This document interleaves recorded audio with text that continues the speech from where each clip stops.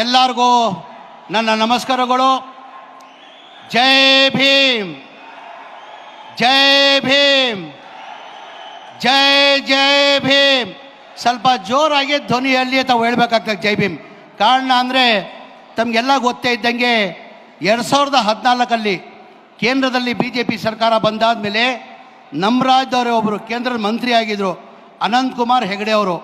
ಅವ್ರು ಏನಂದರು, ನಾವು BJP ಸರ್ಕಾರ ಬಂದಿರೋದೇ ಸಂವಿಧಾನ ತೆಗಿಯೋಕ್ಕಂತ ಹೇಳಿರೋದು ತಮಗೆಲ್ಲ ಗೊತ್ತಿರೋದು ವಿಚಾರ. ಇವತ್ತು ಬಾಬಾ ಸಾಹೇಬ್ ಅಂಬೇಡ್ಕರ್ ಸಂವಿಧಾನ ಕೊಟ್ಟಿಲ್ಲ ಅಂದರೆ ನೀವು ಅಲ್ಲಿ ಕೂರೋಕ್ಕಾಗ್ತಾ ಇರಲಿಲ್ಲ, ನಾನು ಇಲ್ಲಿ ಮಂತ್ರಿಯಾಗಿ ನಿಲ್ಲಕ್ಕಾಗ್ತಾ ಇಲ್ಲ.